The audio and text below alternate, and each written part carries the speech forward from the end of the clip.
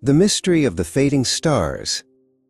The nursery window in London was tucked tight against the winter chill, but inside, Wendy, John, and Michael were anything but cold. They were hovering 3 feet above their beds, their toes twitching with excitement. Second star to the right and straight on till morning, Peter Pan crowed, flipping backward in mid-air. With a sprinkle of Tinker Bell's shimmering gold dust, the children soared out into the night sky. John and Michael followed close behind, their pajamas fluttering like sails. They left the quiet, snowy streets of London far below. But as they approached the familiar silhouette of Neverland, an island shaped like a beautiful dream, something felt wrong. The sparkling lagoons were dim, and the thick forests were draped in an unusual heavy shadow. "Peter, look at the stars!" Wendy cried, pointing toward the sky. High above the island, the stars weren't twinkling. They were flickering like dying candles, losing their glow one by one. Down on the shore, the Jolly Roger, Captain Hook's dreaded pirate ship, was glowing with a strange and eerie purple light. They landed softly at the hidden hideout, where the lost boys were huddled together in fear. "Peter!" Slightly cried, pointing a trembling finger toward the sea. "Hook has done it. He's used a giant magnet, made of bad intentions, to pull the starlight right out of the sky. He says if he captures all the light, we'll all have to grow up and become accountants." Peter narrowed his eyes. "Not on my watch." "Wendy, you're the distraction." The group crept toward the docks.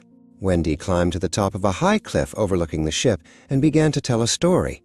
The loudest, most exciting story ever told.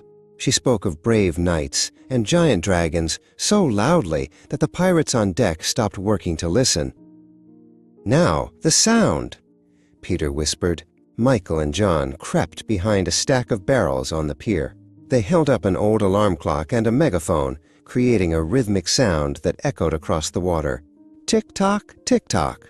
The pirates, terrified of being eaten by the crocodile, shrieked and scrambled to the far side of the ship in a panic.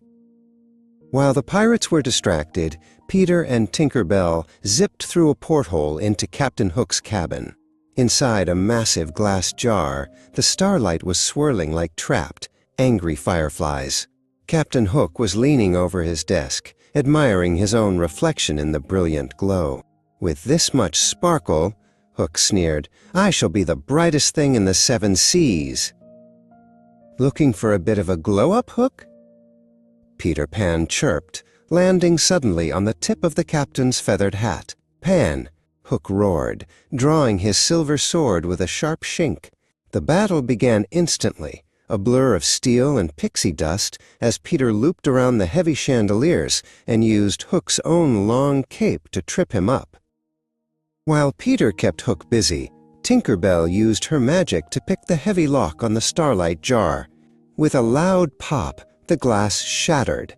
The starlight didn't just fall, it exploded upward like 1,000 golden fireworks. The light was so bright that Hook had to cover his eyes, and the stars raced back to their rightful places in the sky.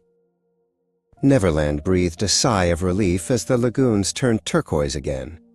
As the sun began to peek over the horizon, Peter flew the children back to their nursery. "Will we ever come back?" Michael asked, rubbing his sleepy eyes. Peter sat on the windowsill, silhouetted by the morning sky. "Always," he whispered, "as long as you never forget how to fly."